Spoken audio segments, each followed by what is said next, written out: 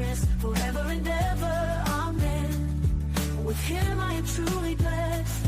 I am because I says I am. In his presence I take my stand. Thou prepares a table before me, even in the presence of my enemies.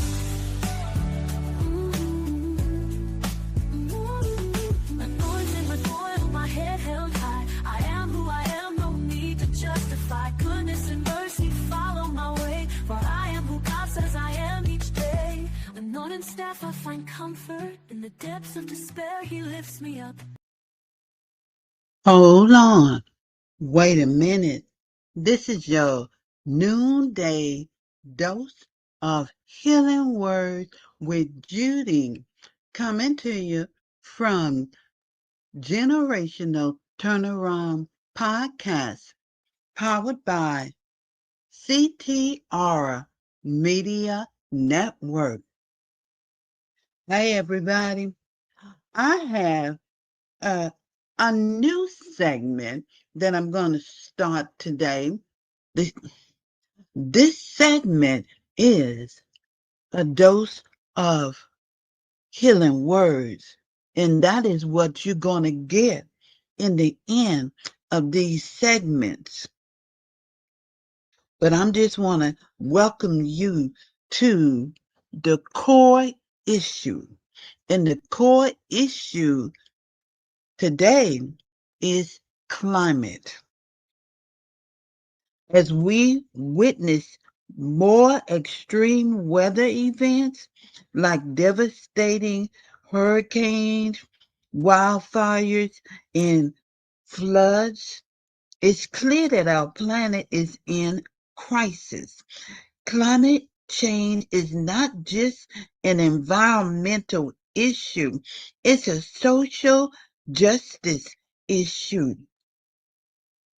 Vulnerable communities, often with fewer resources, are disproportionately affected by the impacts of climate change.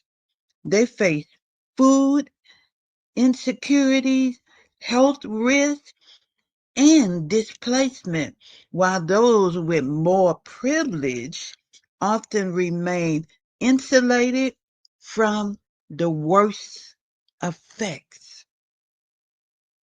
So, what can we do? It's time for real talk. We need to acknowledge the urgency of this situation. According to a recent report from the Intergovernmental Panel on Climate Change, we have a narrow window to limit global warming to 1.5 degrees Celsius. What this means is we need to act now, individually and collectively. Grassroots movements are rising up around the world, advocating for sustainable practices and holding corporations accountable. From youth-led climate strikes to community gardens, people are finding ways to make a difference. It's a reminder that hope and resilience can emerge even in the face of adversity. Now, let's turn to the wisdom of the Bible for some insight. One powerful story is that of Noah, found in Genesis chapter 6 through 9. After the flood, God made a covenant with Noah, promising never to destroy the earth by flood again. He entrusted Noah with the responsibility to care for creation, a reminder that we are stewards. of this planet.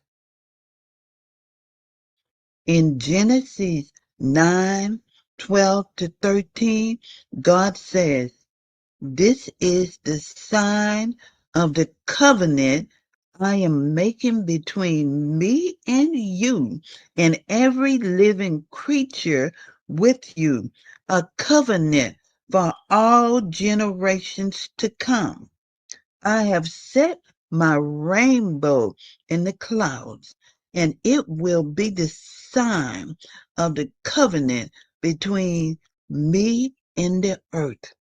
This beautiful imagery of the rainbow symbolizes hope and renewal, reminding us that God cares deeply for his creation. Now, as we reflect on this, let's remember that caring for our environment is part of our calling as people of faith. We can take small steps in our daily lives, reducing waste, conserving energy, and advocating for policies that protect our planet. Together, we can make a difference. I want to thank you for joining me today. Let's continue to engage in these important conversations. Take action for a better future. If you enjoyed this episode, please subscribe, share, like, comment, and remember that we are all stewards of this beautiful earth. And I will be back tomorrow for another dose of these healing words with Judy.